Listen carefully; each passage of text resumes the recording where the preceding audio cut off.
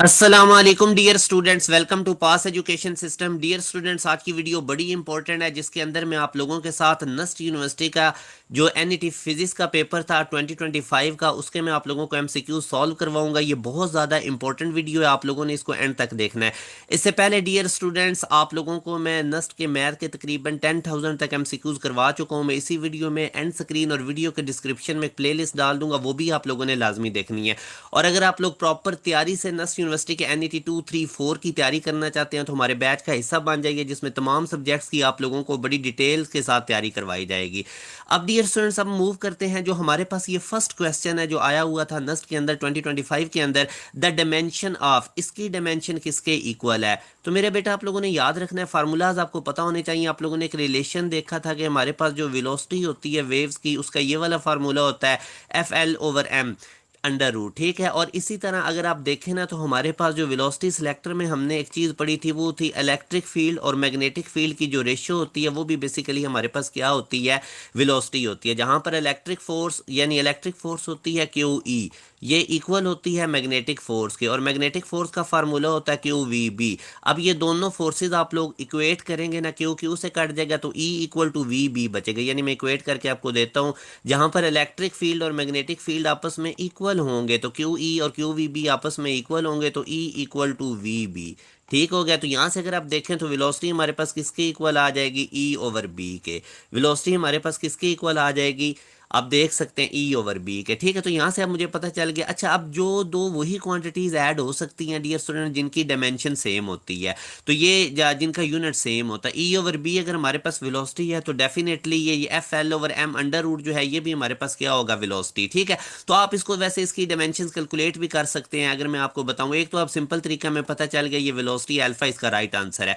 Otherwise अब ये जो F L/m है ना, आप इसका डायमेंशन निकाल भी सकते हैं। ठीक है, फोर्स का डायमेंशन अगर आप देखेंगे तो मैं पता होता है MLT-2 है। ठीक है, लेंथ का डायमेंशन आपको पता है कैपिटल L, और मैस का क्या हो जाएगा, M, ऊपर क्या है, अंडर रूट। अब M से कट जाएगा तो ये बनेगा L² और T⁻², ऊपर अंडर रूट है, तो ये आ जाएगा LT-1, and we know that LT-1 is the dimension of velocity. ठीक है, अगर इसकी डिमेंशन FL/m अंडर रूट की LT-1 है ना, तो डेफिनेटली E/B की भी डिमेंशन हमारे पास क्या हो जाएगी, वो भी हमारे पास वेलोसिटी, जैसा कि मैंने अभी आपको बताया। तो ये डियर स्टूडेंट्स हमारे पास पहला क्वेश्चन था। अब हम नेक्स्ट क्वेश्चन की तरफ मूव करते हैं, और ये बहुत ज्यादा इंपॉर्टेंट क्वेश्चन है, आपने तवज्जो रखनी है। अब बेटा इस क्वेश्चन में आप देखें ना, इसमें वो कहता है conductance of a conductor decreases by 20%, then its resistance is increased by. अब हमें पता है मेरा बेटा कि जो रेजिस्टेंस होती है ना, वो कंडक्टेंस का रेसिप्रोकल होती है। कंडक्टेंस होता है फ्लो ऑफ करंट, और रेजिस्टेंस होती है करंट के रास्ते में रुकावट। अब वो कहता है कि जो हमारे पास कंडक्टेंस है वो 20% डिक्रीज हो रही है। 20% का मेरा बेटा मतलब होता है, फॉर एग्जाम्पल अगर मैं आपको देखूँ ना, 20% का क्या मतलब होता है, 20/100 करेंगे तो ये हमारे पास कितना आ जाएगा, 0.2। फॉर एग्जाम्पल पहले अगर उसकी कंडक्टेंस 1 है, तो उसमें से जब यानी 100% है, तो उसमें से 0.2 का डिक्रीज होगा। 20% डिक्रीज का मतलब है 0.2 का डिक्रीज होगा कंडक्टेंस में, तो रिमेनिंग कंडक्टेंस कितनी बन जाएगी, 0.8 बन जाएगी।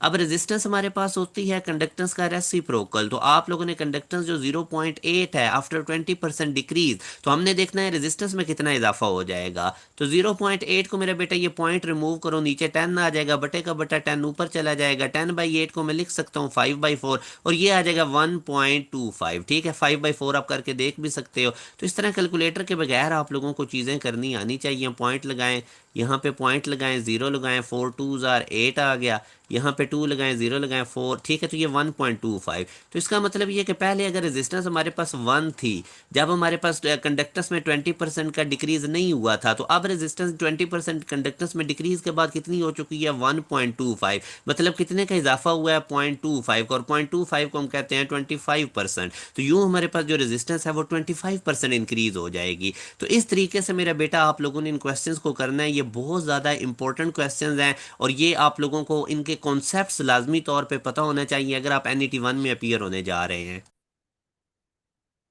अब मेरे बेटा नेक्स्ट क्वेश्चन अगर आप लोग देखते हैं ना, तो नेक्स्ट क्वेश्चन में वो बता रहा है कि दो नॉन जीरो वेक्टर्स हैं ए और बी, और वो अरेंज हुए हुए हैं इस तरह से कि उनका जो सम है वो आर है और उनकी जो क्रॉस प्रोडक्ट है वो सी है। तो एंगल बताना है आर और सी के दरमियान। मेरे बेटा एक चीज़ याद रखना, अगर आपके पास दो वेक्टर्स है ना, फॉर एग्जाम्पल 2i+3j, और एक दूसरा वेक्टर भी है आपके पास i+j, आप जब इनको ऐड करोगे ना तो आपके पास आंसर आएगा 3i+4j। अब देखो ए वेक्टर भी एक्स वाई प्लेन में था, आई का मतलब होता है एक्स एक्सिस के लॉन्ग, जे का मतलब होता है वाई एक्सिस के लॉन्ग, बी वेक्टर भी आपका एक्स वाई प्लेन में है, तो जो इनका आंसर रिजल्टेंट आया वो भी एक्स वाई प्लेन में है। मतलब मेरा बात करने का ये है कि जब दो वेक्टर्स आप ऐड करेंगे तो उनका जो आंसर आएगा वो उसी प्लेन में आएगा। इसी तरह जब दो वेक्टर्स की आप क्रॉस प्रोडक्ट निकालते हैं मेरा बेटा, तो वो जो क्रॉस प्रोडक्ट होती है ना, जैसे अब ये सी क्रॉस प्रोडक्ट है वेक्टर ए और बी की, तो ये जो क्रॉस प्रोडक्ट होती है ये अपने दोनों वेक्टर्स के परपेंडिकुलर होती है। अब जो आर था ये तो उसी प्लेन में होगा जिधर ए बी है, मगर ये जो सी इनकी क्रॉस प्रोडक्ट है ये ए और बी के क्या होगी, परपेंडिकुलर। तो यूं ये आर और जो सी हैं ये दोनों आपस में क्या होंगे, परपेंडिकुलर, और इनके दरमियान 90 डिग्री का एंगल होगा। हमेशा याद रखें जब दो वेक्टर सब्ट्रैक्ट करें या ऐड करें वो उसी प्लेन में रहते हैं, मगर जो उनकी क्रॉस प्रोडक्ट होती है वो उन दोनों वेक्टर्स ए बी के परपेंडिकुलर होती है। तो जब अब ए प्लस बी का सम आर आ रहा है, ए क्रॉस बी जो है वो सी आ रहा है, तो जाहिर है क्रॉस प्रोडक्ट तो ए बी के परपेंडिकुलर होगी, और इनके सम का जो दो वेक्टर्स को ऐड करने से जो आ रहा है वो उसी प्लेन में है, और सी जो है वो उस प्लेन के परपेंडिकुलर है, तो यूं आर और सी के दरमियान जो है वो 90 डिग्री का एंगल बनेगा। आई होप ये कॉन्सेप्ट आप लोगों को क्लियर हो गया। उसके बाद जनाब मेरा बेटा साहब ये अब आप देखें, आप लोगों के पास वो कह रहा है कि F1 फोर्स है, F2 फोर्स है, और ये राइट एंगल है एक दूसरे पे, तो रिजल्टेंट क्या होगा। मेरा बेटा जो रिजल्टेंट होता है ना उसको निकालने का फार्मूला होता है A square plus B square plus 2ab cos theta. ठीक है, ये दो वेक्टर्स के दरमियान रिजल्टेंट निकालने का फार्मूला होता है। अब वो कह रहे हैं ये दोनों वेक्टर्स आपस में परपेंडिकुलर है, तो थीटा 90 पुट करो, cos 90 जीरो, तो ये वाली सारी टर्म जीरो हो जाएगी। पीछे आपके पास सिंपल रिजल्टेंट बचेगा A square plus B square under root. यहाँ पे अब आप देखें आपको पहला वेक्टर F1 गिवन है, दूसरा वेक्टर F2 गिवन है, तो मैं इसकी जगह लिख सकता हूँ F1 का स्केयर प्लस F2 का स्केयर। ठीक है, ऊपर क्या आ जाएगा, अंडर रूट। तो ये अब आप देखेंगे तो आपके पास ए ऑप्शन में मौजूद है। तो ये बेटा आप लोगों को मैं 2025 पेपर के नस्ट के क्वेश्चंस करवा रहा हूँ, आप लोगों ने बड़े अच्छे तरीके से इनको समझना है, बिहाइंड द सीन इनका जो कॉन्सेप्ट है वो समझना है। अब इसमें वो बता रहा है कि आपके पास एक वेक्टर है 2i+3j, ठीक है, तो इसका एंगल निकालना है वाई एक्सिस के साथ।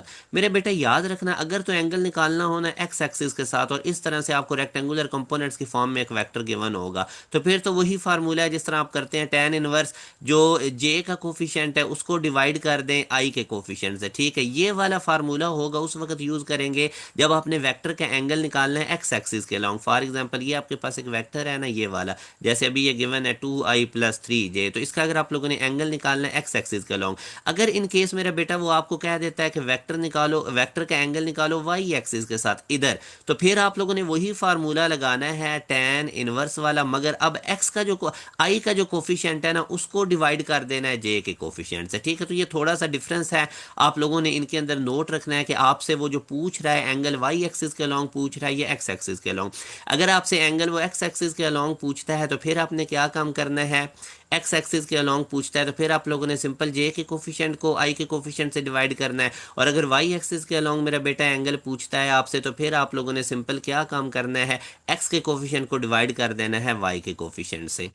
अच्छा जी, नेक्स्ट क्वेश्चन भी बड़ा इंपॉर्टेंट है, जिसमें अंदर वो हमें कह रहा है कि एक 60 kg का बंदा है, वो लिफ्ट के अंदर मूव कर रहा है upward with an acceleration of 4.8 metre per second square, तो उसका एपरेंट वेट क्या होगा। मेरा बेटा जब कोई चीज़ ऊपर की तरफ जा रही है ना, ऊपर हमें पता है टेंशन होती है, नीचे हमें पता है वेट होता है। अब वो ऊपर की तरफ जा रहा है तो टेंशन में से वेट को माइनस करेंगे तो ये एम ए के इक्वल आएगा, यानी जो नेट फोर्स होती है वो कैसे हमारे वो ही एक्सेलरेशन पैदा करती है। आपने न्यूटन का लॉ पढ़ा था ना, सेकंड, नेट फोर्स क्या पैदा करती है, एक्सेलरेशन। तो नेट फोर्स इस बॉडी पे कितनी लग रही है, ऊपर की तरफ जो फोर्स लग रही है वो टेंशन है, नीचे की तरफ वेट। अब क्योंकि ये ऊपर जा रहा है तो टेंशन में से वेट को माइनस करेंगे और ये नेट फोर्स एक्सेलरेशन पैदा करेगी। अब एफ नेट हमारे पास इस केस में T-W और आगे एम में आ गया। अब यहां से आप लोगों ने एपरेंट वेट निकालना है। एपरेंट वेट मेरा बेटा टेंशन को कहते हैं टी को, ये टी एपरेंट वेट है और ये डब्ल्यू रियल वेट है। तो टी आप लोग इधर ही रहने दें, एम ए के अंदर डब्ल्यू जाके क्या हो जाएगा, एम ए के अंदर डब्ल्यू मेरे बेटा जाके क्या हो जाएगा, वेरी गुड, ऐड हो जाएगा। ठीक है, तो अब आप देखो एम आपके पास कितना गिवन है, 60 मल्टीप्लाई बाय ए, उसका कितने कितने एक्सेलरेशन से जा रहा था 4.8, प्लस डब्ल्यू, डब्ल्यू आपको पता है कि एम जी होता है, ठीक है। तो ये इक्वल आ जाएगा, ठीक है। थोड़ी मैं कैलकुलेशंस आपको करके दे देता हूँ। अब ये आप 60 को 4.8 से मल्टीप्लाई करेंगे तो ये 280 आएगा, प्लस अब ये एम जी, एम आपके पास कितना था मेरा बेटा 60, और जी आप बेशक ले लो, उसको बेशक आप 10 नहीं कर दो, ठीक है। तो ये 280 प्लस 600, ये ऑलमोस्ट आपके पास 880 आएगा, ठीक है, 888 ये आएगा। और ये आपके पास इसके क्लोज क्लोज है डेल्टा ऑप्शन। इसी तरह अगर वो इसमें कह देता ना कि लिफ्ट डाउनवर्ड मूव कर रही है, ठीक है, तो फिर वेट ज़्यादा हो जाना था, तो उस केस में फिर आपने डब्ल्यू माइनस टी को इक्वल रखना था एम ए के। तो ये मेरे बेटा आप लोगों को हर तरह का कॉन्सेप्ट में एक क्वेश्चन में बताता जा रहा हूँ ताकि आपको फुल क्लियर होता जाए। अच्छा जी, अब नेक्स्ट क्वेश्चन के अंदर मेरा बेटा वो क्या कहता है। नेक्स्ट क्वेश्चन के अंदर वो आपको कहता है कि जियो स्टेशनरी सैटेलाइट जो हैं वो क्या होते हैं। तो याद रखें, geostationary satellites with respect to earth जो है वो स्टेशनरी होते हैं। जिस तरह अर्थ रोटेट करती जाती है ना, उसी तरह जियो स्टेशनरी सैटेलाइट्स भी साथ है। अर्थ का ये वाला पॉइंट है, तो इधर जब अर्थ रोटेट करते करते इधर आएगी तो जियो स्टेशनरी भी सैटेलाइट मूव करेगी, यानी इसकी जो टाइम पीरियड होता है, इसकी जो रोटेशन होती है वो अर्थ के साथ सिंक्रोनाइज्ड होती है। अच्छा जी, उसके बाद अब हम नेक्स्ट अगर मूव करते हैं तो इस क्वेश्चन के अंदर अगर आप देखते हैं तो इसमें वो हमें बताता है कि 2 metre high tank is full of water, a hole is made in the middle of the tank, the speed उसकी कितनी होगी। तो ये मेरा बेटा अगर मैं आप लोगों के सामने इस तरह टैंक बनाता हूँ तो इसकी टोटल हाइट हमारे पास कितनी है 2 मीटर की, ठीक है। और इसके मिडल पे होल है यहाँ पे, और इसका मतलब होल का ऊपर सरफेस से अब कितना डिस्टेंस हो जाएगा 1 मीटर का। तो आपसे वो पूछ रहा है मिडल ऑफ दी होल इस टैंक की स्पीड कितनी होगी, वाटर जो इसमें से फ्लो कर रहा है उसकी वी कितनी होगी। तो हमें पता है कि ओरिफिस में से स्पीड निकालने का फार्मूला हमने पढ़ा था 2 GH अंडर रूट। यहाँ से मेरा बेटा अगर मैं वैल्यूज प्लग इन करूँ, 2 G मेरे पास 9.8, और एच अगर आप देखो ना मिडल पे है तो इसकी सरफेस से हाइट कितनी हो जाएगी 1 मीटर। टोटल हाइट 2 मीटर की है, मिडल पे होल है तो ऊपर से कितनी हो जाएगी 1 मीटर। तो अब ये 2 को 9.8 से मल्टीप्लाई करेंगे 19.6, तो इसके करीब करीब अगर आप देखेंगे तो हमारे पास ये आंसर बनेगा सी वाला। इसी तरह मेरा बेटा अब अगर मैं नेक्स्ट क्वेश्चन की तरफ आपको मूव करवाता हूं तो इसमें वो हमें बता रहा है कि the quantity which specifies the displacement as well as the direction of motion. तो ये हमारे पास फेज एंगल की डेफिनेशन है। तो ये बेसिक कॉन्सेप्ट्स आपको सारे पता होने चाहिए। आगे वो कहता है the number of loops in stationery waves. तो जो नंबर ऑफ लूप्स बनते हैं ना स्टेशनरी वेव्स में, वो बेसिकली डिपेंड कर रहे होते हैं वेव लेंथ पे। जब आप लोगों की वेव लेंथ शॉर्टर हो जाएगी ना तो उसमें नंबर ऑफ लूप्स ज़्यादा बनेंगे इन अ गिवन स्पेस। तो जो नंबर ऑफ लूप्स होते हैं याद रखना है वो वेव लेंथ ऑफ वेव के ऊपर डिपेंड कर रहे होते हैं। अच्छा, उसके बाद आगे वो अब हमें कहता है कि when the light enters from air to glass it suffers a change in. Air हमें पता है कि हमारे पास एक रेयर मीडियम है और ग्लास हमारे पास डेंसर मीडियम है। तो मेरे बेटा याद रखना, जब जब हमारे पास लाइट अपना मीडियम चेंज करती है ना तो उसकी फ्रीक्वेंसी कांस्टेंट रहती है, ये सोर्स पे डिपेंड करती है, ठीक है। फ्रीक्वेंसी कांस्टेंट रहती है जब कभी भी लाइट अपना मीडियम चेंज करती है। अब वो बेसिकली एयर से ग्लास में जा रही है तो उसकी फ्रीक्वेंसी कांस्टेंट रहेगी। फ्रीक्वेंसी हमें पता है वी अपॉन लैम्डा होती है। अगर फ्रीक्वेंसी कांस्टेंट है तो मेरा बेटा वी और लैम्डा में कौन सा रिलेशन होगा, डायरेक्ट। अब एयर के अंदर स्पीड लाइट की ज़्यादा होती है 3 लाख किलोमीटर पर सेकंड, ठीक है। मगर यही जब ग्लास में से गुजरेगी तो ज़ाहिर है वो डेंसर मीडियम में स्पीड कम हो जाएगी लाइट की, ठीक है। तो हमारे पास जो लाइट की स्पीड होती है ना ग्लास में वो 2 लाख किलोमीटर पर सेकंड है। तो स्पीड हमारे पास डिक्रीज हो जाएगी तो डेफिनेटली वेवलेंथ भी क्या हो जाएगी, डिक्रीज हो जाएगी, क्योंकि फ्रिक्वेंसी क्या रहती है, कांस्टेंट, ठीक है। तो किस किस में चेंज आएगा, वेवलेंथ और स्पीड ऑफ लाइट के अंदर मेरा बेटा चेंज आएगा, ठीक है। ये भी आप लोगों ने नोट रखना है। आगे जी वो अगले क्वेश्चन में हमें कहता है कि which one of the following property of light does not change with the nature of medium, ठीक है। तो अब मीडियम चेंज होने से कौन सी प्रॉपर्टी नहीं चेंज होती, वो मैंने आपको बता दिया था कि फ्रिक्वेंसी जो है वो मीडियम चेंज करने से हमारे पास चेंज नहीं होती। नेक्स्ट क्वेश्चन में ना वो आपको पावर दे रहा है, the power of the objective and eyepiece of telescope. Telescope की ऑब्जेक्टिव लेंस की भी और आई पीस की भी उसने पावर दे दी है, ठीक है। और आपसे मैग्नीफाइंग पावर पूछ रहा है। तो मेरे बेटे जब भी टेलीस्कोप की आपसे मैग्नीफाइंग पावर पूछे वो क्या चीज़ दे के, पावर दे के, ऑब्जेक्टिव और आई पीस की। तो आप लोगों ने ये फार्मूला याद रखना है, आई पीस की पावर और ऑब्जेक्टिव की पावर की जो रेशियो है वो मैग्नीफाइंग पावर होती है हमारे पास टेलीस्कोप की। तो यहाँ से मेरा बेटा आप देख लो आई पीस की पावर आपके पास कितनी है 10, और ऑब्जेक्टिव की पावर आप लोगों के पास कितनी है 0.5, ठीक है। तो ये अब पॉइंट रिमूव करेंगे तो इधर 10 आ जाएगी, 10 ऊपर 10 से मल्टीप्लाई होके 100/5, और ये हमारे पास 20 इसकी मैग्नीफाइंग पावर आ गई, ठीक है। बस ये फार्मूला याद रखना है आप लोगों ने। अच्छा जी, अब मैं नेक्स्ट क्वेश्चन की तरफ मूव करता हूँ। इसमें भी मेरा बेटा देखो, अब वो कहता है at constant temperature when the volume of the given mass of a gas is double. तो जब वॉल्यूम हमारे पास क्या हो जाए, डबल, तो डेंसिटी कितनी हो जाएगी? तो फार्मूला हमें पता है, डेंसिटी होती है मास ओवर वॉल्यूम। तो गिवन मास के लिए अब अगर आप वॉल्यूम को डबल कर रहे हैं तो डेंसिटी डेफिनेटली क्या हो रही है, हाफ हो रही है। ठीक है, तो इसका हाफ हमारे पास राइट आंसर है। उसके बाद मेरा बेटा आगे वो हमें कहता है कि वो वाला प्रोसेस जो क्विकली होता है तो वो एडियाबैटिक है। एडियाबैटिक बेटा फास्ट प्रोसेस होता है, इसमें हीट को टाइम ही नहीं मिलता फ्लो करने का। ठीक है, तो जो स्लो प्रोसेस होते हैं, स्लो प्रोसेस हमारे पास कौन से होते हैं, आइसोथर्मल। स्लो प्रोसेस मेरा बेटा हमारे पास होते हैं आइसोथर्मल। ठीक है, और जो फास्ट प्रोसेस हमारे पास होते हैं वो कौन से होते हैं, एडियाबैटिक। तो ये एक दो चीजें आप लोगों ने याद रखनी है लाजमी तौर पे। ठीक है, अच्छा जी, उसके बाद अब नेक्स्ट हमारे पास है the work done in ideal gas. Work done in ideal gas, तो वर्क डन आइडियल गैस का बेटा थर्मोडायनेमिक्स में तो pressure into change in volume क्या होता है हमारे पास, pressure into change in volume. तो यहाँ पे अब अगर आप देखो ना, तो वॉल्यूम का प्रेशर तो आप 2p से p, वो p ही आपके पास है, और चेंज इन वॉल्यूम 2v से v हो रहा है। फाइनल में से इनिशियल को माइनस कर दें तो ये pv हमारे पास इसका आंसर आ जाएगा। ठीक है, ए ऑप्शन में जो मौजूद है। नेक्स्ट क्वेश्चन में वो हमें कहता है the minimum number of the minimum charge on an object can not be. तो मिनिमम चार्ज किसी भी ऑब्जेक्ट में मेरा बेटा ये 1.6 10 की पावर माइनस 19 कूलम होता है, या इसका कोई इंटीग्रल मल्टीपल, यानी इसको 2 से मल्टीप्लाई कर दें, 3 से, 4 से, यानी किसी भी बॉडी पे जो चार्ज होता है ना वो इतना होता है 1.6 10 की पावर माइनस 19। मगर अब आप देखें ना, ये भी कितना, अब एमसीक्यूज बड़े ध्यान से देखना, इसमें उसने यूनिट गलत लिखा हुआ है, पर कूलम। चार्ज का यूनिट कूलम होता है, तो राइट आंसर ये सी वाला है। आप लोगों ने ऑप्शंस में बड़ा केयरफुल रहना है। ठीक है, किसी भी बॉडी पे जो मिनिमम चार्ज है वो 1.6 10 की पावर माइनस 19 कूलम। अब इससे, अगर इससे ज्यादा चार्ज हो सकता है, इससे डबल होगा, ट्रिपल होगा, एक इलेक्ट्रॉन पे इतना चार्ज होता है। ठीक है, अब अगर किसी बॉडी में से 5 इलेक्ट्रॉन इन होते हैं या रिमूव होते हैं तो फिर हम ये करेंगे कि उस पर इतना चार्ज है। मतलब किसी भी बॉडी पे जो चार्ज होगा ना वो 1.6 10 की पावर माइनस 19 कूलम का इंटीग्रल मल्टीपल होगा। इसको 5 से 4 इलेक्ट्रॉन निकल रहे हैं, 3 5, यानी इससे हट के चार्ज नहीं होगा। ठीक है, हाँ, 10 इलेक्ट्रॉन अगर किसी बॉडी में एंटर या लीव हो रहे हैं तो फिर उसके ऊपर इस 1.6 10 की पावर माइनस 19 को 10 से मल्टीप्लाई कर दें। मतलब किसी भी बॉडी पे जो चार्ज है या तो वो 1.6 10 की पावर माइनस 19 कूलम होगा या इसका कोई मल्टीपल होगा। ठीक है, अच्छा जी, उसके बाद आगे मेरा बेटा वो कह रहा है the dielectric constant of insulator. Dielectric constant, dielectric जब भी आप कैपेसिटर की प्लेट्स के दरमियान में रखते हैं ना तो वो उसकी कैपेसिटेंस को इंक्रीज करता है। तो डाई इलेक्ट्रिक कांस्टेंट जो किसी भी इंसुलेटर का जो डाई इलेक्ट्रिक कांस्टेंट है वो जीरो नहीं हो सकता। जीरो का तो मतलब है कि वो फिर कैपेसिटेंस को कोई फर्क ही नहीं डाल रहा। हमें पता है कि जब भी कोई इंसुलेटर हम कैपेसिटर की प्लेट्स के दरमियान में रखते हैं तो उसकी कैपेसिटेंस इंक्रीज हो जाती है। ठीक है, तो कभी भी डाई इलेक्ट्रिक कांस्टेंट इंसुलेटर का जीरो नहीं हो सकता। अच्छा, उसके बाद अब नेक्स्ट क्वेश्चन में वो कहता है कि एक सोप बबल है, उसको नेगेटिव चार्ज दिया हुआ है, तो उसका रेडियस कितना होगा।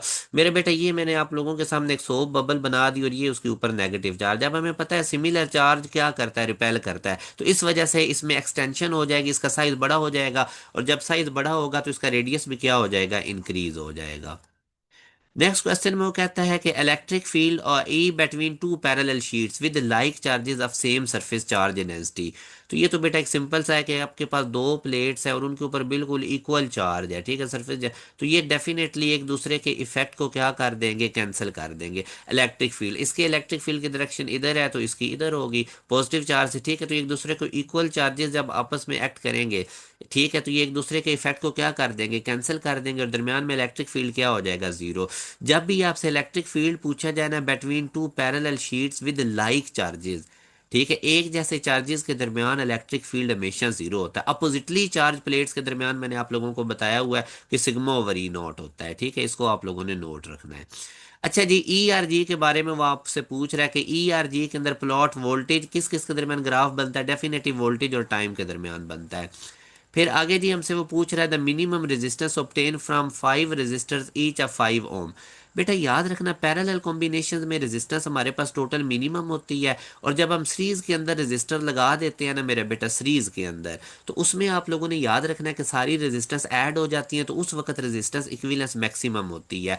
मिनिमम रेजिस्टेंस का अगर वो वर्ड यूज कर रहा है तो इसका मतलब ये जो सारे रेजिस्टर्स हैं ये पैरेलल में लगे हुए हैं, और अगर आपके पास आपने आर इक्विवेलेंस निकालनी है और तब तमाम रेजिस्टेंस सेम रेजिस्टेंस के हैं तो आपने सिंपल एक रेजिस्टेंस को उनकी तादाद से डिवाइड कर देना है। ये ये शॉर्टकट होता है जब आप लोगों के पास आर रजिस्टर जिनकी तादाद एन है वो किस में लगे हों, पैरेलल में लगे हों। ठीक है, तो पैरेलल कॉम्बिनेशन के लिए ये शॉर्टकट याद रखें। जैसे अभी उसने मिनिमम रेजिस्टेंस का वर्ड यूज़ किया, मुझे पता चल गया कि ये जो पांच पांच रेजिस्टर्स हैं ना और हर एक की रेजिस्टेंस 5 ओम है, तो ये पैरेलल में लगे हुए हैं। तो एक की रेजिस्टेंस जो कि 5 है उसको डिवाइड कर दें तादाद से जो कि 5 है, तो ये कट के हमारे पास आंसर 1 ओम। तो इस तरह मेरा बेटा आप लोगों को शॉर्टकट्स पता होने चाहिए, तभी आपका नस्ट का टेस्ट अच्छा होगा। उसके बाद वो कहता है द ड्रिफ्ट वेलोसिटी या फैन इलेक्ट्रॉन। ड्रिफ्ट वेलोसिटी हमारे पास 10⁻³ मीटर पर सेकंड होती है, इसको भी आप लोगों ने नोट रखना है। ठीक है, the colour code for grey, ये कलर कोड आप लोगों ने याद कर लेने, इसका आपने चेक भी कर लेना है। 8 इसका आंसर है। S I unit of conductance, conductance मेरा बेटा रेजिस्टेंस का रेसिप्रोकल है। ठीक है, अब रेजिस्टेंस का यूनिट होता है ओम, तो कंडक्टेंस जो है वो तो रेजिस्टेंस का रेसिप्रोकल है, तो उसका यूनिट हो जाएगा पर ओम। ठीक है, अब पर ओम को हम मुह भी कहते हैं और सीमन भी कहते हैं। ठीक है, तो इसका ये ऑल ऑफ दीज होगा। तो ये सारी चीजें आप लोगों को पता होनी चाहिए। उसके बाद ये अगले क्वेश्चन में वो हमें कह रहा है दो रजिस्टर है, एक 2R का और एक R का, उनको सीरीज में लगाया हुआ है। The ratio of thermal energy develop in them. तो ये जो एनर्जी रेजिस्टेंस की वजह से डिवेल्प होती है ना, इसका फार्मूला होता है I²RT। यहाँ से अब आप देखो आई और टी तो सेम है इसमें, तो जो एनर्जी है थर्मल एनर्जी वो रेजिस्टेंस पे डिपेंड कर रही है। अब एक की रेजिस्टेंस 2R है, डबल है, दूसरे की R है, तो एनर्जी भी इनमें इसी पैटर्न में होगी, डिवेल्प होगी। 2R वाले में डबल होगी एनर्जी और 1R वाले में सिंगल होगी। ठीक है, तो 2:1 इसका राइट आंसर है। मतलब ये जो थर्मल एनर्जी है ये रेजिस्टेंस के डायरेक्टली प्रोपोर्शनल है। जो डबल रेजिस्टेंस है उसमें डबल थर्मल एनर्जी होगी जाओ, और जो प्रोड्यूस होगी, और जो सिंगल है उसमें सिंगल। ठीक है, आगे मेरा बेटा अब देखो E/m हमारे पास कितनी होती है इलेक्ट्रॉन की, तो ये simple 2V/B²R। To increase the range of voltmeter the series resistance, उसको भी डेफिनेटली हम इंक्रीज करेंगे। अब उसको हम क्यों इंक्रीज करेंगे, क्योंकि ज़ाहिर है वोल्ट मीटर ने वोल्टेज मेजर करने होते हैं, तो वो इसीलिए इंक्रीज करेंगे ताकि फिर वो किसी किस्म का करंट ड्रॉ ना करे, और जो आप लोगों के पास वोल्टेज है वो बिल्कुल एग्जैक्टली हमें क्या हो जाए, मैयर हो जाए, और किसी किस्म का भी डैमेज हमारे पास ना हो। ठीक है, तो इंक्रीज जब आप रेजिस्टेंस कर देते हैं तो वोल्ट मीटर जो है फिर वो हायर वोल्टेज की रेंज मेजर करता है। ठीक है, तो ये आप लोगों ने इसको नोट रखना है। रेंज अगर बढ़ानी है तो क्या करेंगे, इंक्रीज कर देंगे। अच्छा जी, आगे वो कहता है proton and alpha particle enter with same velocity at 90 degree. 90 degree के एंगल पे एंटर होते हैं, और उसके बाद बी भी सेम ही है, रेशियो ऑफ देयर रेडियस। अच्छा जी मेरा बेटा, रेडियस हमारे पास होता है जब भी कोई चार्ज पार्टिकल मैग्नेटिक फील्ड में एंटर होना, तो रेडियस का ये वाला रिलेशन होता है। ठीक है, R = mv/q b, इसको याद रखें।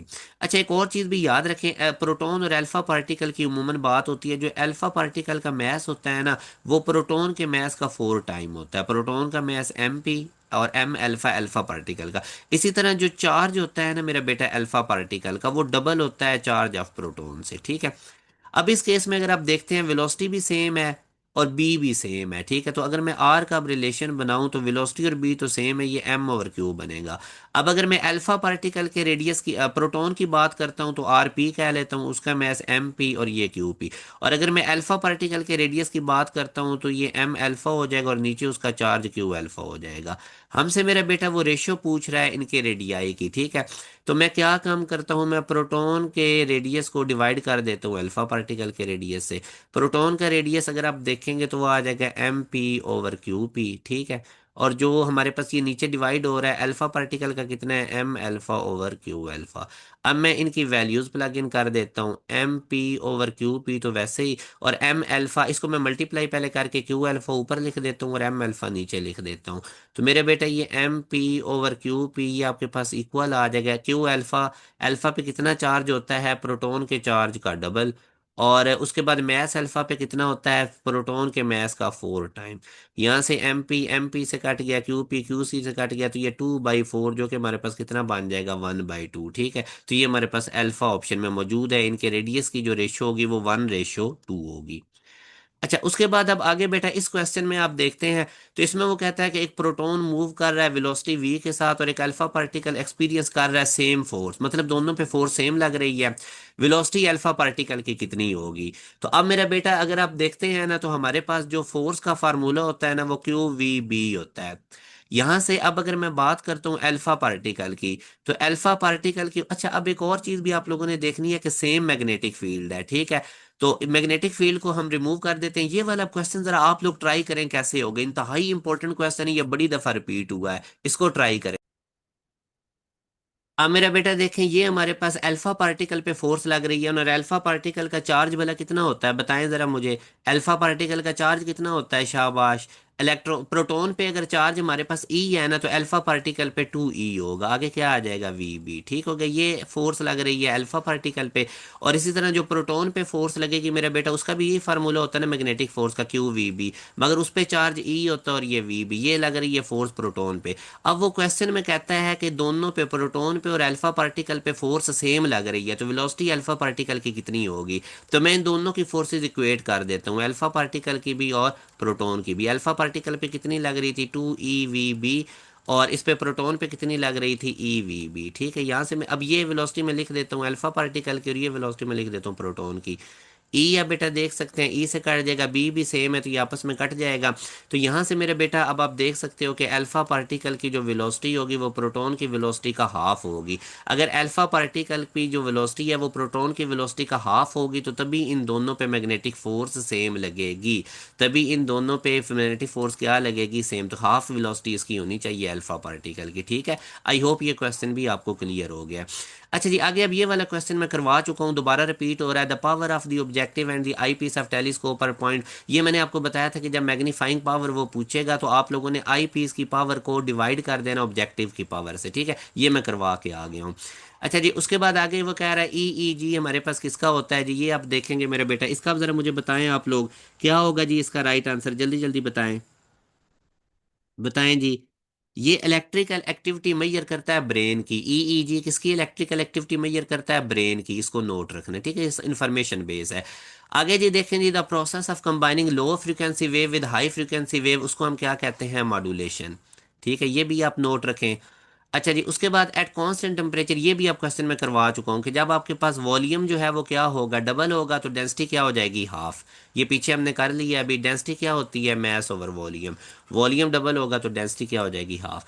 आगे मेरा बच्चा वो कह रहा है, अगर आप देखें ना, the refractive index of water and गिलास, ठीक है। तो रिफ्रैक्टिव इंडेक्स वाटर का कितना है, 4/3, और हमारे पास गिलास का कितना है, 1.5, ठीक है। तो हमारे पास इसका refractive index of water with respect to glass कितना होगा। तो अब वाटर का कितना था, 4/3, इसको डिवाइड कर दें, हमारे पास इसका गिलास का कितना है, 1.5। यही वो पूछ रहे हैं ना कि रिफ्रैक्टिव इंडेक्स वाटर का विद रिस्पेक्ट टू गिलास कितना होगा। तो वाटर वाले को गिलास से डिवाइड कर दें, 4/3 मल्टीप्लाई बाय 1/1.5, इसका पॉइंट रिमूव करोगे तो ऊपर 10 आ जाएगा। अब बस इसको सिंप्लीफाइड कर लें, 2 2 ज़ार 4, ठीक है। बल्कि अगर आप देखेंगे तो ये 40/, इसको मैं अभी कटिंग नहीं करता, 40/45 बनेगा। आगे आप इसको बस इसकी थोड़ा बहुत इसको करेंगे, 5 8 ज़ार 40 और 5 9 ज़ार, तो 8/9 आएगा। ये सिंपल सा क्वेश्चन था। When the conductor moves in magnetic field the induced EMF, तो उसका मोशनल ईएमएफ कहते हैं, और उसका फार्मूला भी आपको पता है, ठीक है, VBL sine theta, motional EMF का। अच्छा जी, उसके बाद बेटा अगर देखें, all the magnetic material lose their magnetic properties when strongly heated, ये बेस्ट ऑप्शन है। जब भी हम स्ट्रांगली हीट करते हैं तो ये अपनी मैग्नेटिक प्रॉपर्टीज को क्या कर देते हैं, लूज कर देते हैं। अच्छा, आगे बड़ा इंपॉर्टेंट क्वेश्चन है, इन 3 डायमेंशन में मैक्सिमम नंबर ऑफ कंपोनेंट्स किसी भी वेक्टर के कितने होते हैं। तो मेरा बेटा किसी भी वेक्टर के जो सिंपल कंपोनेंट्स हैं ना वो इनफाइनाइट होते हैं, ठीक है। बाज़ औक़ात ये हमारे पास ट्राइएंगल टाइप के ब्रिज होते हैं, तो उनके अंदर से जब कोई भी एक रिमूव होता है तो पूरा स्ट्रक्चर कोलैप्स कर जाता है। तो एक वेक्टर के सिंपल कंपोनेंट्स इनफाइनाइट होते हैं, चाहे 3D हो चाहे 2D। हाँ, रेक्टेंगुलर जो कंपोनेंट्स होते हैं ना वो मेरे बेटा 2D के अंदर 2 होते हैं। रेक्टेंगुलर कंपोनेंट्स 2D के अंदर कितने होते हैं, 2। और इसी तरह रेक्टेंगुलर कंपोनेंट्स 3D के अंदर 3 होते हैं। 2D का मतलब होता है XY प्लेन, तो उसमें IJ वाले 2 कंपोनेंट, और साथ अगर Z एक्सिस भी आ जाएगा तो फिर IJK, ठीक है। तो 3D के अंदर रेक्टेंगुलर कंपोनेंट्स 3, 2D के अंदर रेक्टेंगुलर कंपोनेंट्स 2, और सिंपल कंपोनेंट चाहे 2D हो चाहे 3D हो वो इनफाइनाइट। अच्छा, उसके बाद मेरा बेटा अब अगर आगे आप देखते हैं ना 39 वाले में, तो इसमें वो कह रहा है current I is flowing in a long conductor wire the magnetic induction at a distance R कि कोई भी एक वायर है उसमें से ना करंट पास कर रहा है, तो उसके इर्द गिर्द आपको पता है मैग्नेटिक फील्ड पैदा हो जाता है। और ये भी आपको पता है वो जो बी है वो डिस्टेंस के इन्वर्सली प्रोपोर्शनल है, जितना दूर जाएंगे ये करंट कैरिंग कंडक्टर का बी जो है ये वीक हो जाएगा। अब पहले आपके पास बी कितना है, 0.4 टेस्ला। अब अगर आप ये डिस्टेंस डबल करोगे नीचे तो बी आपका कितना हो जाएगा, हाफ। अब बी हाफ होने का मतलब है 0.4 टेस्ला को 2 पे डिवाइड करें तो ये 0.2 टेस्ला बन जाएगा, ठीक है। तो हाफ डिस्टेंस डबल करेंगे तो मैग्नेटिक फील्ड क्या हो जाएगा, हाफ हो जाएगा।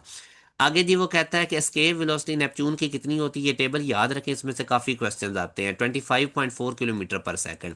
नेक्स्ट वो कहता है the particle not emitted by radioactive substance, तो जो बेसिकली प्रोटॉन होता है ना ये अमूमन नहीं इमिट होता रेडियो एक्टिव सब्सटेंसेस से। नेक्स्ट क्वेश्चन में मेरा बेटा वो कह रहा है कि the electron enter the region of side that is perpendicular to, एक इलेक्ट्रॉन एंटर हो रहा है मैग्नेटिक फील्ड में परपेंडिकुलर, ठीक है। तो जब भी कोई चार्ज पार्टिकल मैग्नेटिक फील्ड में परपेंडिकुलर एंटर होगा ना, ये फॉर एग्जांपल मैग्नेटिक फील्ड है, तो इसमें जब चार्ज पार्टिकल परपेंडिकुलर एंटर होगा तो वो सर्कुलर पाथ में मूव करेगा। और जब जो मैग्नेटिक फोर्स होती है ये सिंपल डिफ्लेक्टिंग फोर्स होती है, ये बॉडी की काइनेटिक एनर्जी को चेंज नहीं करती, क्योंकि काइनेटिक एनर्जी में अगर आप देखेंगे ना तो ये होता है ½ mv², ½ mv²। तो ये v बेसिकली हमारे पास स्पीड है, ठीक है। तो काइनेटिक एनर्जी जो है ये स्पीड को चेंज नहीं करती, तो इसलिए जो मैग्नेटिक फोर्स है वो स्पीड को चेंज नहीं करती, इस वजह से काइनेटिक एनर्जी सेम रहती है। तो जब काइनेटिक एनर्जी सेम रहती है तो टॉर्क भी नहीं एक्ट करेगा और इसी तरह एंगुलर एक्सेलरेशन भी नहीं पैदा होगा, तो ऑल ऑफ दीज इसका राइट आंसर है। आगे अब अगर आप देखते हैं ना, ये सिंपल सा क्वेश्चन है, फोर्स 10 न्यूटन की है, कांस्टेंट वेलोसिटी से बॉडी मूव कर रही है, डिस्प्लेसमेंट 10 मीटर का है, वर्क डन बाय फ्रिक्शन निकालना है, ठीक है। ज़ाहिर है अब डब्ल्यू हमें पता है कि हमारे पास होता है F d cos theta, force हमारे पास कितनी है 10, डिस्प्लेसमेंट भी 10, फ्रिक्शन की वजह से फोर्स वो डिस्प्लेसमेंट के अपोजिट होती है, तो फोर्स और डिस्प्लेसमेंट के दरमियान एंगल 180 का बनेगा। 10 से मल्टीप्लाई कि 100 cos 180 -1, तो -100 जूल हमारे पास इसका क्या आ जाएगा आंसर। अब मेरे बेटा नेक्स्ट क्वेश्चन में जो हमें वो कह रहा है the speed of sound in air is 350 metre per second, the fundamental frequency हमने ओपन पाइप की निकालनी है, तो ओपन पाइप की फंडामेंटल फ्रीक्वेंसी V/2L होती है। V आपके पास कितना है 352, L आपके पास कितना है 50 सेंटीमीटर, तो इसको मैं 100 से डिवाइड करूंगा तो ये 0.5 मीटर, ठीक है। तो 0.5 को 2 से मल्टीप्लाई करेंगे तो वो 1 आ जाएगा, तो मेरे पास 350 हर्ट्ज ही इसकी ओपन पाइप की फ्रीक्वेंसी होगी। तो ये बेटा सारे आप लोगों के साथ पास पेपर्स के क्वेश्चन शेयर किए जा रहे हैं। अब ये देखो ना, ये वेक्टर्स उसने पॉइंट्स में लिखा हुआ है और उनकी डॉट निकालनी है।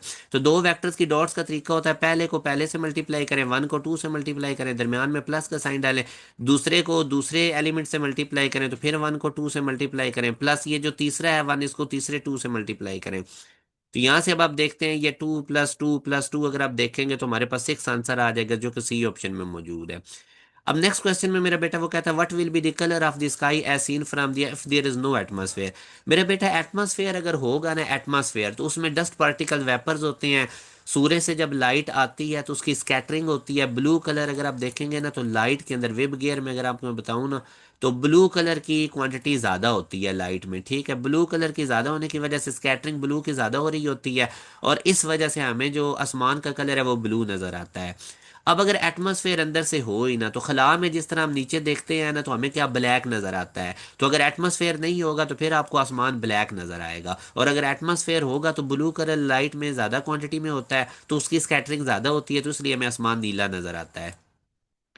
आगे वो कहता है energy stored in an inductor is 1 joule, current उसमें 0.1 एम्पेयर का है, ठीक है। सेल्फ इंडक्टेंस कितनी होगी, तो ये मेरा बेटा आप लोगों ने फार्मूला याद रखना है, हाफ, ठीक है। यहाँ से आप एनर्जी स्टोर में ½ Li², ठीक है। एनर्जी स्टोर्ड 1 है, हाफ कंडक्टेंस आपने निकालनी है, एल आपके पास कितना है 0.1 का स्क्वायर, बस इसके अंदर आप लोगों ने कैलकुलेशंस कर लेनी है, 2 उधर चला जाएगा, ये एल इंटू 0.1 का स्क्वायर, आगे इसको सॉल्व करके आप लोगों ने आंसर निकाल लेना है। अच्छा जी, डिस्टिंक्ट विजन के लिए हमें बिल्कुल चीज कब क्लियर नजर आती है, जब वो 25 सेंटीमीटर के फासले पे हो इंसानी आंख से, ठीक है, नॉर्मल ह्यूमन आई से। नेक्स्ट जी 49 वाला क्वेश्चन, पूरा कंप्लीट पेपर आपको मैंने नस्ट NET 2025 फिजिक्स का करवाया है। इसमें वो कह रहा है कि नेटवर्क आपको दिया हुआ है, 3 ओम हारे की रेजिस्टेंस है, इफेक्टिव रेजिस्टेंस एक्स और वाई के दरमियान क्या होगी।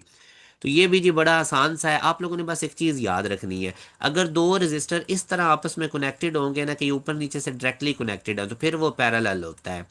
इसके अलावा कोई भी कनेक्शन होगा तो वो सीरीज में होंगे, जैसे अब ये दो रेजिस्टर देखें, इधर से तो ये डायरेक्टली कनेक्टेड है मगर इनके दूसरे एंड आपस में डायरेक्टली कनेक्टेड नहीं, तो ये सीरीज में है।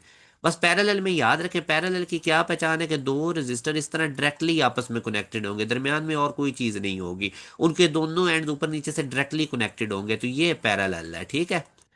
अच्छा जी, अब बेटा मेरी बात देखें, आप ध्यान से ये देखें, ये 3 ओम का और ये 3 ओम का, एक एंड से शुरू करते हैं। इनके एक एंड तो डायरेक्टली कनेक्टेड है, मगर इनके दूसरे एंड आपस में डायरेक्टली कनेक्टेड नहीं, दरमियान में ये रजिस्टर है। तो इसका मतलब ये 3 ओम और 3 ओम के दो रजिस्टर सीरीज में है। तो सीरीज में कैसे इक्विवेलेंस निकालते हैं, 3 3 में ऐड करेंगे तो इन दोनों की जगह एक 6 ओम का रजिस्टर लग जाएगा। इसी तरह हम नीचे भी आप देखें, ये 3 ओम और 3 ओम के इधर से तो डायरेक्टली इनके एंड कनेक्टेड है, मगर इनके दूसरे एंड डायरेक्टली आपस में कनेक्टेड नहीं, दरमियान में ये दो रजिस्टर आ गए। तो जब दो एंड रजिस्टर के आपस में डायरेक्टली कनेक्टेड ना हो तो फिर वो पैरेलल नहीं होते। तो इसका मतलब ये 3 3 भी सीरीज में होंगे, तो इनकी भी इक्विवेलेंस कितनी आ जाएगी, 6 ओम की। अच्छा, उसके बाद अब अगेन देखें, ये वाला 3 ओम और ये 3 ओम, इनके दो एंड इधर से तो डायरेक्टली कनेक्टेड है, मगर इनके दूसरे एंड आपस में डायरेक्टली कनेक्टेड नहीं। तो ये ऊपर वाले भी 3 ओम हमारे पास किस में आ जाएंगे, 3 3 सीरीज में है, तो इनकी जगह कंबाइंड 6 आ जाएगी। अब नीचे वाले अगर आप देखते हैं ना, ये वाले दो, इनके ये दो एंड तो आपस में डायरेक्टली कनेक्टेड हैं, दूसरे नहीं है, तो ये 3 3 की भी जगह एक ही आ जाएगी, और वो कितनी हो जाएगी, 6 ओम की। ठीक है, तो अब ये मेरे पास सर्किट बन गया। अब अगेन देखिए, ऊपर वाले 6 ओम सीरीज में है, नीचे वाले भी 6 ओम आपस में सीरीज में है। इधर से तो इनके दो एंड आपस में डायरेक्टली कनेक्टेड है, मगर इधर वाले नहीं कनेक्टेड। ठीक है, तो ऊपर इनकी जगह पे एक ही रजिस्टर आ जाएगा 12 ओम का, और नीचे भी इन 6 6 2 को मैं सीरीज वालों को ऐड करूंगा तो इनकी जगह पे एक रजिस्टर आ जाएगा 12 का। अब ये दोनों आपस में डायरेक्टली कनेक्टेड हैं, ये 12 ओम और ये 12 ओम, ये दोनों आपस में डायरेक्टली कनेक्टेड हैं। तो जब दो रजिस्टर आपस में पैरेलल में हो, उनकी सेम रेजिस्टेंस हो, तो शॉर्टकट होता है R/N। रेजिस्टेंस एक की 12 और दोनों की तादाद, टोटल तादाद n, तो 12/2 करूंगा तो 6 ओम मेरे पास आंसर आएगा, जो कि बी है। आपको समझाने के लिए स्टेप बाय स्टेप किया, आप खुद करेंगे तो ईजिली हो जाएगा। चलें जी, अब हमारी 50 हो जाएगी। 50 वाले क्वेश्चन में वो कहता है the Meta stable state of helium is, तो ये 20.6 इलेक्ट्रॉन वोल्ट होती है, बुक लाइन है। आगे जी वो कहता है electric field acting on the charge, electric field बताओ जी। आपको डिस्टेंस दे के दो के दरमियान, ठीक है, 4 मिलीमीटर वोल्टेज दे के इलेक्ट्रिक फील्ड पूछ रहा है, तो हमें पता है जी electric field is V/D। V आपके पास कितना है, 9 वोल्ट, और ये 4 मिलीमीटर है। ठीक है, 4 मिलीमीटर का क्या मतलब होता है, 0.004 मीटर। ठीक है, तो अब ये मैं इसको रिमूव करूंगा तो ऊपर कितना आ जाएगा, 3 जीरो। ठीक है, तो 9000 डिवाइडेड बाय 4, ये 4 2 8, 1 आया, 4 2 8। ठीक है, यहाँ से भी 2 आया, तो यह 5 5 20, तो ये बना। इसको मैं साइंटिफिक नोटेशन में अगर लिखना चाहूँ तो ये मैं लिख लूंगा 10 की पावर 3। ठीक है, और यूनिट होता है न्यूटन पर कूलम हमारे पास इलेक्ट्रिक फील्ड का। या इसको मैं 2.3 मल्टीप्लाई बाय 10 की पावर 3 न्यूटन पर कूलम भी लिख सकता हूँ, जो कि मेरे पास इधर डी ऑप्शन में मौजूद है। ठीक है। अच्छा जी, उसके बाद अगर आप देखते हैं डियर स्टूडेंट, तो यहाँ से mean life of a radio active sample is 100 second, half life minutes में कितनी होगी। तो हाफ लाइफ का और मीन लाइफ का जो रिलेशन होता है मेरा बेटा, वो ये होता है। ठीक है, और LN2 को आप लिख सकते हो, LN2 को आप लिख सकते हो 0.693। ठीक है, हाफ लाइफ, मीन लाइफ उसने कितनी बताई हुई है, 100।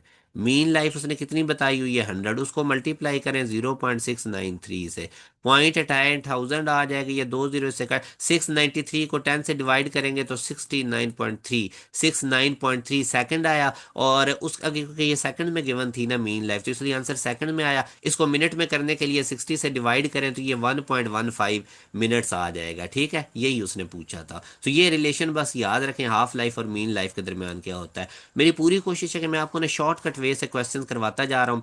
आगे जी आ जाता है 53, ट्रांसफार्मर की जो रेटिंग होती है, ये वोल्टेज को भी अकोमोडेट करता है, एम्पेयर को भी, तो किलो वाट एम्पेयर में होती है। ठीक है, और उसके बाद इलेक्ट्रॉन वोल्ट किसका यूनिट होता है जी, एटॉमिक फिजिक्स में इलेक्ट्रिकल एनर्जी का यूनिट होता है। आगे जी अल्लाह भला करे, वो कहते हैं an object is allowed to fall freely under the action of gravity side that the air friction is ignored, the ratio of its distance covered in first second, second second and third second. तो मेरे बेटा अब आप खुद ही देखो, जब एक object free fall कर रही है तो हमारे पास ये इक्वेशन होती है ना, ½ a t²। ठीक है, तो अब इनिशियल वेलोसिटी तो जीरो हो जाएगी, तो एस आ जाएगा एस आ जाएगा ½ G t², नीचे ग्रेविटी। अब पहले सेकंड की अगर बात हो रही है, पहले सेकंड में कितना डिस्टेंस होगा, तो टी की जगह 1 पुट कर दो तो ये G/2।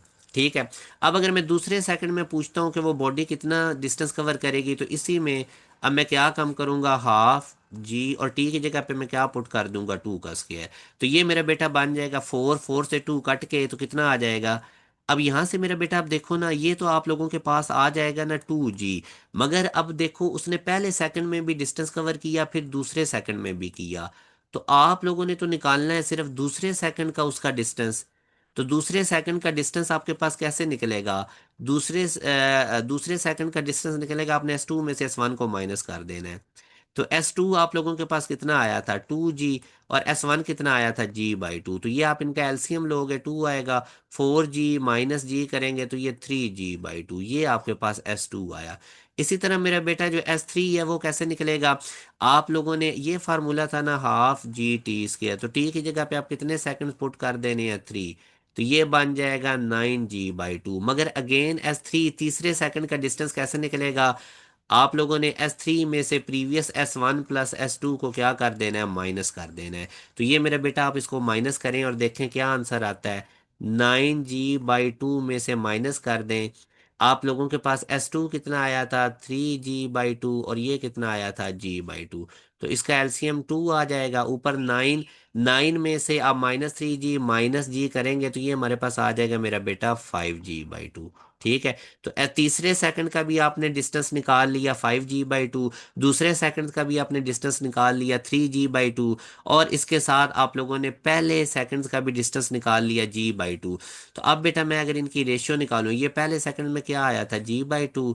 दूसरे में उसका कितना आया था सेकंड में डिस्टेंस कवर्ड? 3G/2। और इसमें कितना आया था? 5G/2। अगर मैं इन सब को 2 से मल्टीप्लाई कर देता हूं तो ये मेरे पास आ जाएगा G, 3G और 5G। तो इधर G1 है, इधर 3, इधर 5, तो 1, 3, 5, ये हमारे पास इसकी रेशियो बनेगी। ठीक है। हर सेकंड का 1, इस इक्वेशन से ना ½ GT² से 1 सेकंड बाद भी निकाल लें, 2 सेकंड बाद भी, 3 सेकंड बाद भी। बस ये याद रखना है, जब 2 सेकंड का डिस्टेंस निकालेंगे तो उसमें से S1 माइनस कर दें। जब 3 सेकंड वाला डिस्टेंस निकालेंगे तो उसमें से S1 और S2 के सम को माइनस कर देना है। ठीक है जी। अच्छा जी, उसके बाद मेरा बेटा आगे इस क्वेश्चन में वो कहता है कि YDSE 5 fringes are present above the central Young double slit experiment में। अगर मैं आपके सामने ये स्क्रीन बनाऊं, ये सेंटर है। ठीक है। इसके ऊपर वो कह रहा है 5 फ्रिंजेस हैं। ठीक है। तो अगर इससे ऊपर 5 हैं तो एक सेंटर वाली होगी, और सेंटर से बिलो भी तो 5 ही होंगी। ठीक है। अगर वो कह रहा है सेंटर से अबव 5 फ्रिंजेस हैं, 1, 2, 3, 4, 5, ठीक है, तो एक सेंटर वाली मिला के 6 हो जाएगी, और सेंटर से नीचे भी तो 5 ही होंगी। तो टोटल हमारे पास फ्रिंजेस कितनी हो जाएंगी? 11। ठीक है। For a wide ESC 5 fringes are present above the centre, the total number of fringes observe कितनी हो जाएंगी? फिर 11। अच्छा, उसके बाद मेरा बेटा आगे वो हमें कहता है कि एक स्मॉल डिस्क है, is lying on the top of a hemispherical ball of radius R, the minimum speed V इम्पर्सन डिस्क। डिस्क की बेटा आपको पता है डाउन आती हुई स्पीड हमारे पास G/√, होती है। ठीक है। उसके बाद वो कहता है minimum number of vectors of unequal magnitude whose vector sum is null vector.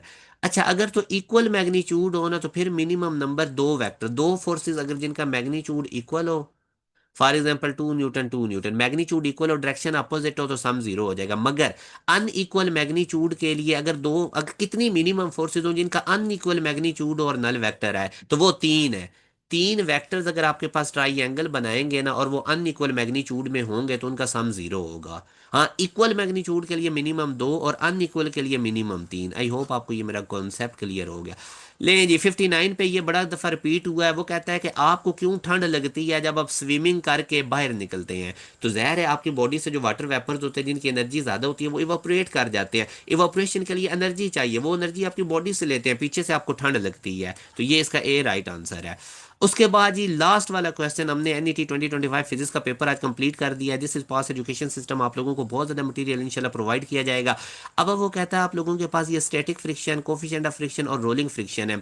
ठीक है। तो इनमें मेरे बेटा आप देखो ना, अगर एक चीज रेस्ट पे है तो उसको मूव करवाना मुश्किल हो, तो उसको ज्यादा फोर्स लगानी पड़ेगी, मतलब स्टैटिक फ्रिक्शन सबसे ज्यादा होती है।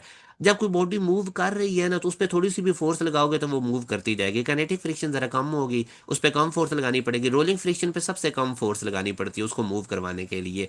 ठीक है। तो अब आप खुद ही देख लें कि इनमें कौन सा बेस्ट ऑप्शन है। ठीक है। रोलिंग फ्रिक्शन सबसे कम होती है, रोलिंग फ्रिक्शन काइनेटिक से कम है, काइनेटिक स्टैटिक से कम है। तो अगर कोई बॉडी रेस्ट पे है तो उसको ज़्यादा फोर्स लगानी पड़ती है मूव करवाने के लिए। तो ये मेरे बेटा आज आप लोगों को मैंने नस्ट एनईटी फिजिक्स का 2025 का कंप्लीट पेपर सॉल्व करवाया है। इसके साथ हमारी पूरी एक प्ले लिस्ट भी है, वो भी आप लोग लाजमी देखें मैथ की। और डियर स्टूडेंट्स, मोस्ट इंपॉर्टेंट, अगर आप लोग चाहते हैं कि नस्ट एनईटी 2 की तैयारी करना चाहते हैं कंप्लीटली, अगर आप एनईटी 1 की अभी तक आप लोगों की नहीं है, तो हमारा अभी न्यू बैच स्टार्ट हुआ है 3-4 दिन पहले। इसमें हमारी डेली बेसिस पे रात को लाइव क्लासेस होती हैं 7 PM से लेके 10:30 PM तक। डेली की लाइव क्लासेस की रिकॉर्डिंग भी अवेलेबल होती है। उसके साथ आप लोगों को स्पेशल रिवीजन क्लासेस मिलती हैं। पूरा कोर्स आपको एडवांस में दे दिया जाता है। प्रॉपर आप लोगों के टेस्ट लिए जाते हैं। उसके बाद आप लोगों को स्पेशल रिवीजन क्लासेस अलग से होती हैं। पूरे साल की हमारी फीस होती है 7,000 वन टाइम देनी है। इस 7,000 के अंदर आपको पाकिस्तान की टॉप रैंक यूनिवर्सिटीज की एंट्री टेस्ट की तैयारी करवाई जाएगी। इतनी कम फीस में इतने फीचर्स मेरे बेटा आपको कहीं भी नहीं मिलेंगे, जिसमें पूरा कंप्लीट कोर्स एडवांस में मिल रहा है, डेली लाइव क्लासेस मिल रही हैं, उनकी रिकॉर्डिंग मिल रही है। फिर आप लोगों को इसके साथ साथ आप लोगों के टेस्ट सेशन लिए जाते हैं। और हमारा जो मटेरियल होता है वो यूनिवर्सिटीज़ के बहुत ज़्यादा रेलेवेंट होता है। यही वजह है कि पाकिस्तान की हर टॉप रैंक यूनिवर्सिटीज़ में हमारी पोजीशंस आती हैं। हर टॉप रैंक यूनिवर्सिटीज़ के अंदर 90% सीट पासिंग अचीव करते हैं। नस्ट यूनिवर्सिटी के आप किसी कैंपस में भी चले जाएं, आपको वहां पे हर डिपार्टमेंट में 90 to 95% पासिंग मिलेंगे। रीजन क्या है कि हमारे बैचेस में आपको बहुत ज्यादा रेलेवेंट प्रिपरेशन करवाई जाती है। हमारे इस न्यू बैच का हिस्सा बने, यहाँ पे आपको एक प्रॉपर वे से तैयारी मिलेगी। एक ही बैच के अंदर इस सिंगल फीस में आप तमाम टॉप रैंक यूनिवर्सिटीज के लिए प्रिपेयर हो जाएंगे। NET 234 की तैयारी भी इसी में हो जाएगी। आज ही इस दिए गए कॉन्टैक्ट नंबर 0304 0666600 पे व्हाट्सएप करें और बैच के अंदर इन हो जाएं, अगर आप लोग प्रॉपर वे से तैयारी करना चाहते हैं। ये हमारा ऑफिशियल व्हाट्सएप नंबर है, इसका स्क्रीनशॉट ले लें। इसके ऊपर कांटेक्ट करके आप हमारे बैच का हिस्सा बन सकते हैं। इंशाल्लाह डियर स्टूडेंट, नई वीडियो में मुलाकात होगी। अपना ख्याल रखिएगा, दुआ में याद रखिएगा। अल्लाह हाफिज।